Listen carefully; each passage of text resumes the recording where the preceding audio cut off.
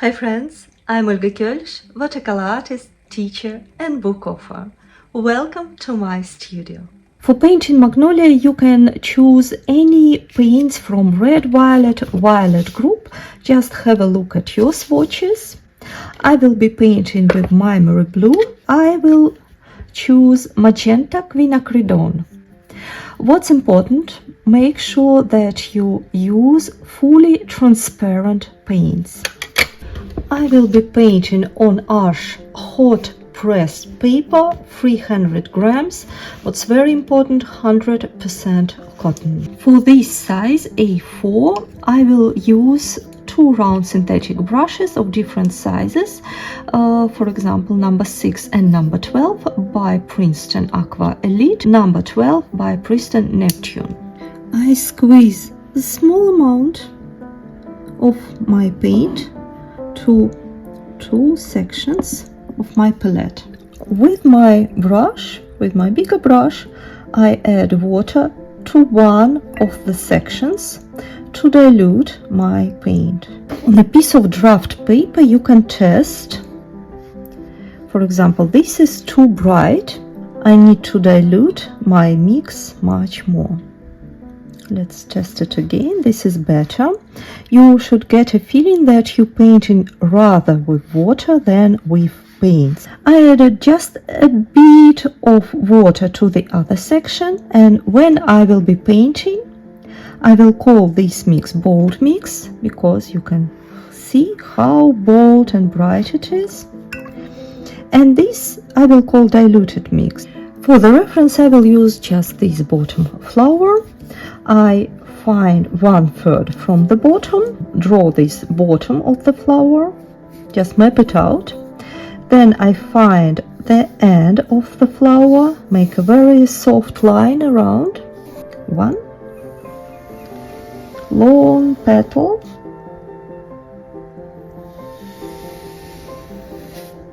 now for example this one.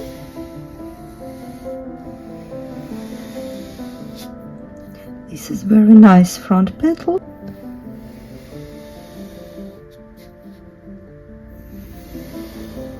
Let's add the side petal. As you can see, I already drawing them overlapping. I'm not hiding the petals. That will help me later on to find the shapes. And one more. And here will be a branch. Petals, maybe a slightly lighter, working with a pencil, like this. After you are done with the drawing, you can lighten up pencil marks with kneadable eraser. For the demonstration, for the class, I myself keep them very visible to make it more convenient. For transparent technique, we are painting from background petals to the front. So I will start with these two petals, which are mostly hidden. I take one of my bigger brushes, Princeton Neptune, number 12, soft brush, and just with clean water, nothing else, it's just water in the bristle, I'm glazing the surface of the petal from top to bottom. After that, I load my brush with my pink diluted mix, and now having pink diluted mix in the brush, I go around the edges of the first petal and just let paints flow inside the petal. I wash my brush, I dry it with a paper towel, and with clean damp brush I could go inside the petal and soften a little bit these textures, these blooms. Then I repeat the same steps with another petal, this one, this one. So I wash my brush, I have just water in my brush, And why I'm doing that instead of just using diluted mix, that's because hot press paper needs more water, so it will be more convenient to work with. And then I load my brush with pink mix and add it around. I like to leave some white or very light area inside the petal, so therefore I work with my bristle. I go with my bristle around, and basically I just let watercolor flow by itself. Watercolor will find the way. Then I wash my brush. I dry it with a paper towel, and with clean damp brush I can correct a little bit inside. I can remove excess water, for example. Now 2 petals are almost ready, and what we need is to dry them completely. Usually I use a hair dryer for that purpose. Make sure that petals are completely dry. Let's paint other petals. I suggest we'll start with this one. I wash my brush. I have just water in my brush, and now I glaze this petal as we did before, including this previous petal. Try not to press on your brush. It should be very delicate touch to the paper. Then I load my brush with my diluted mix and go around. Very similar to what we did before with the previous petals, but now we are painting overlapping area. And now here you can see how the transparency works.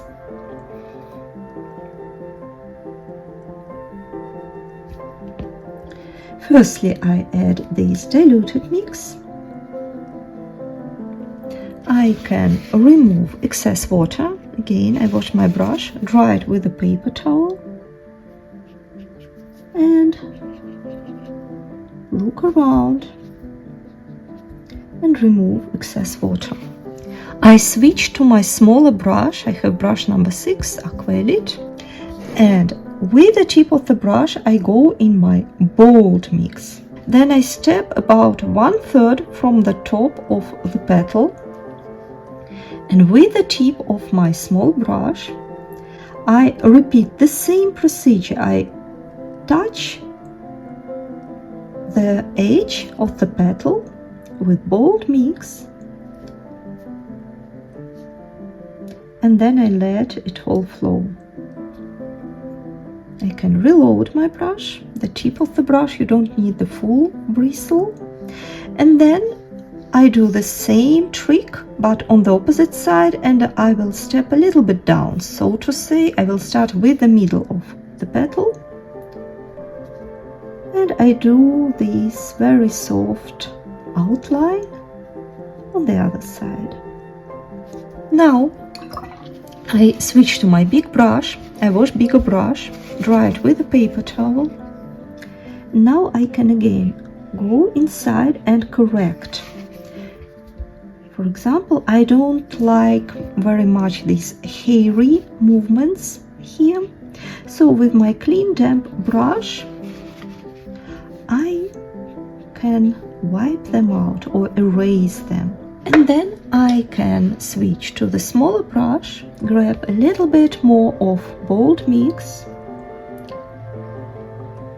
and add a bit more of bold accents on the outer side. I have another petal right here, so I wash my brush, I wash my bigger brush, and then I glaze it firstly with water. Then I load my brush with diluted mix, add this diluted mix around the edges, like this.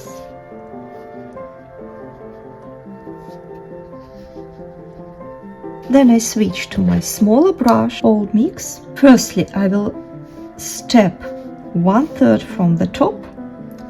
And with the tip of the brush, I hold my brush about 45 degrees to the paper. With the tip of the brush, what I am doing now is technically I'm doing an outline. But because the paper is wet inside, that creates this very soft edge, very soft transition between very bold and very light. You can add more boldness to the bottom of the flower. Again, with the tip of the brush, I went around the petal. Sometimes you can just let it go completely and enjoy how watercolor flows. But if you would like to have a better control and more refined edges, you wash your brush, dry it with a paper towel, and use your brush to soften the edges, to remove some unnecessary texture. You can turn the paper, that's more convenient for the hand. Clean, damp brush, and then you can create very refined edge like this. I need to dry both petals completely. Once petals are dry, I reload my brush with diluted mix, and I find these overlapping areas within the petals, and I paint just these overlapping areas with my diluted mix, trying to follow this shape carefully and just making an extra wash. I reload my brush again. This is another overlapping part.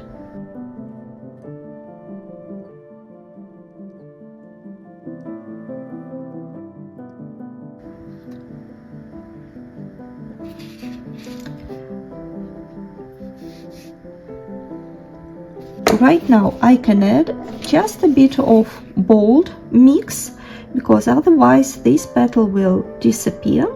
So I will add it basically at the very bottom and only on one side to support that petal. And now I will dry it again.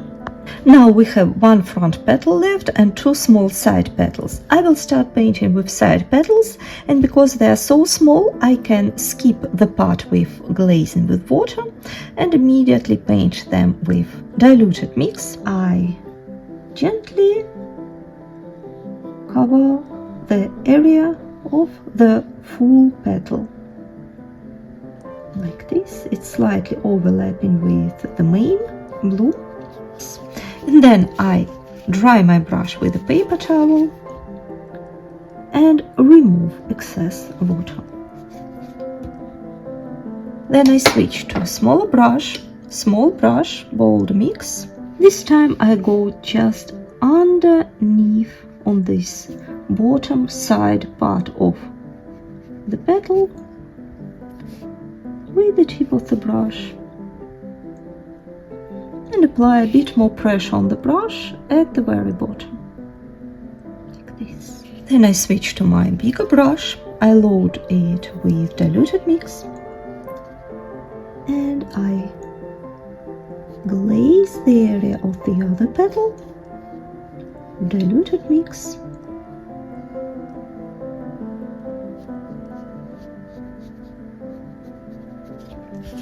I remove excess water with clean damp brush, switch to the small brush, bold mix, and with the tip of the brush, starting with the very tip of the brush, but applying more pressure on the brush once you get into the bottom. Wash my brush, dry it with a paper towel, and correct slightly this bold edge.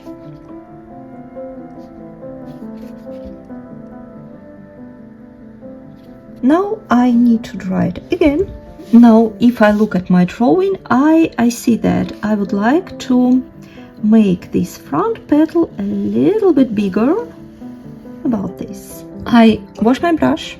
I have just water on my brush.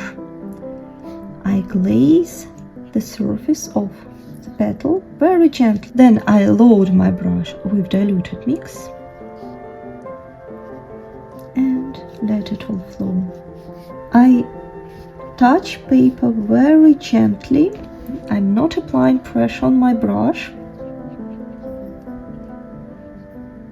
I dry my brush with a paper towel. It's too much water, so with clean damp brush I go again and remove water. Then I switch to a smaller brush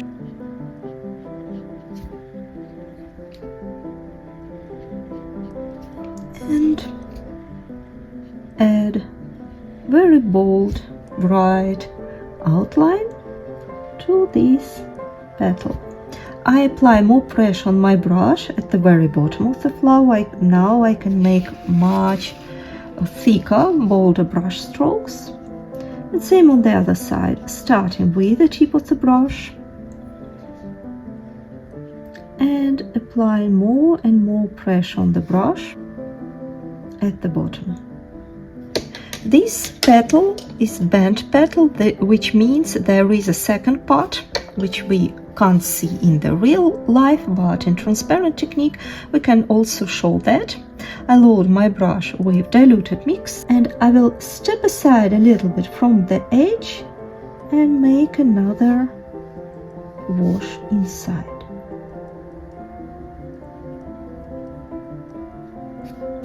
And immediately removing this excess water. Then I switch to a small brush and I can add even more boldness, but only on the outer side of the petal. And let's do the same here. I load my brush with diluted mix and I paint this part. For painting branches, I will use golden ochre and green gold paints. I will use smaller brush number 6. I dilute slightly what I squeezed from the tube. Firstly, I will paint the branch. Branch is not important, greenery is not important as the bloom, so I will paint it very, very loose. So I leave this area a bit, and then with the tip of the brush I paint a part of the branch. Then I lift my brush, and then starting with the tip of the brush I apply a little bit pressure on the brush and lift it again. So that will create very typical for magnolia leaves, uneven knotted texture for the branches. I can add this extra detail. Then I dilute green gold, very beautiful color. I will make just a very simple brush stroke here, and now I'm painting this ovary area. I connect it with the branch. There are some leaves. Tip of the brush, belly of the brush, and release the pressure. Very loose, very, very simple, without big overthinking around. Now what we need to do, we need to sit down the bloom on the branch, because now the branch is lighter than the bloom. Use my small brush, I go in my bold pink mix, and with the tip of the brush I do outlines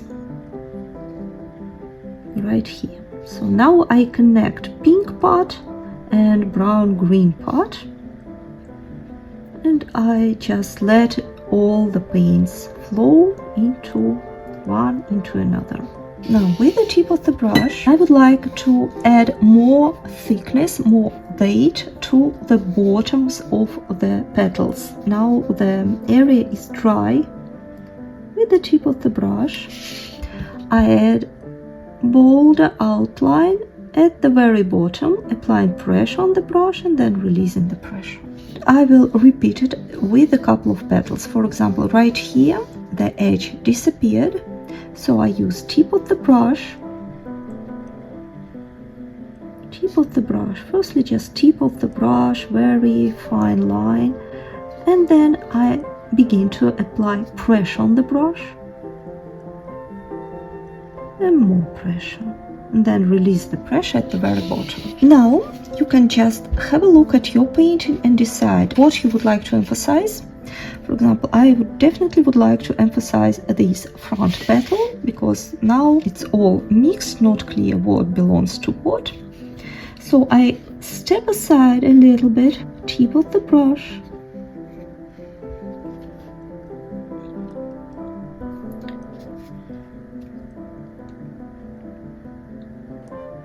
and then pressure on the brush, like this. Sometimes it's convenient to start from the thick brush strokes, for example right here, more natural for my hand. So I press on the brush, I create bigger brush stroke, and once I move towards the top, I release the pressure, and then I can just finish with very fine lines. And now we have two options. We can leave the flower as it is, because this is already beautiful, or we can add these hidden middle pistil and stamens. I will show you the full process and you can decide for yourself how you would like to do that. The pollen area looks like a big onion. I will use small brush, same pink mix, bold mix. I can mix it a bit with my brown, with golden ochre, a bit more to make it a bit warmer. And then with the tip of the brush, I arrange small brush strokes like this. I leave a lot of space in between brush strokes, and I keep in mind this onion looking shape, and then I arrange them accordingly to this shape. More brush strokes on the top. We are bringing the idea of the flower structure, so you can make it a bit bigger. You can add some creativeness here, small dots, like this. And now I would like to add this brown part to the bottom to make it again very heavy. We worked a lot on the transparency, now we are working on the contrast. Add dry brush stroke, this fluffy texture. It's just dry brush with brown on it, and that creates this fluffy texture. And now Magnolia is ready. Thank you so much for painting with me. I hope you enjoyed the process. I wish you happy painting. Bye bye.